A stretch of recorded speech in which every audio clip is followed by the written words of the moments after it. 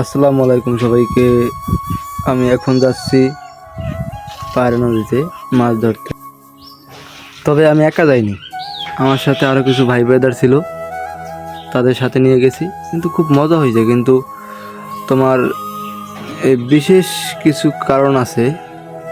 খুব আতঙ্কের ভিতরে ছিলাম যে অতিরিক্ত বাতাসে আমার চুলগুলো এলোমেলো হয়ে গেছে।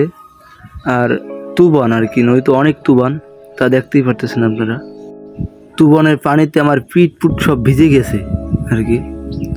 মানে দাঁড়াই একটা বাতাসের ফিল নিতে চাইছি, তা সব ভিজে গেছে, তো দেখতেই পারতেছেন আপনারা। তবে আমরা জাল যখন নদীতে ফেলতেছি, ওই ছোট ভাই আর বড় ভাই, আর বিশেষ করে হইলো ইয়ামিন দার সাথে আমি গেছি, আমার খুব পছন্দের একজন ছোট ভাই। আমরা এখন আছি নদীর মাঝখানে।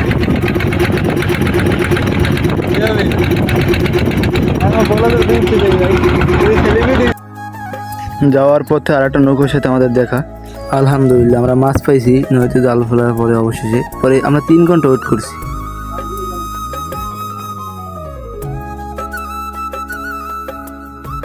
মাছ ধরার পরে রান্নার প্রসেসিং চলতেছিল। মাছ ভাইতে খাওয়া, রান্না করার পরে যে কতটা টেস্ট তা একমাত্র আপনারাই ভালো জানেন আমার চেয়ে। তো খুব এনজয় হয়েছে আর কি।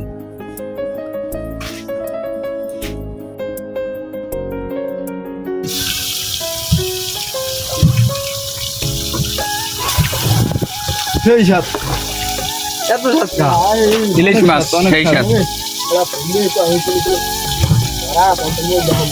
তো রান্না করে যখন সবাই খাইতে বসলাম, আসলে খুব ভালো লাগছে আর কি, অনেক এনজয় হয়েছে। বিশেষ করে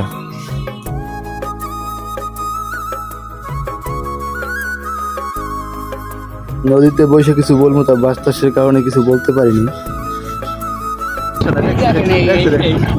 কটা মাছ পাইছি দেখার জন্য নিয়ে আসতেছিল। মাশাআল্লাহ অনেক মাছ পেয়েছি, প্রায় 20-22টার মতো মাছ পেয়েছিলাম আমরা।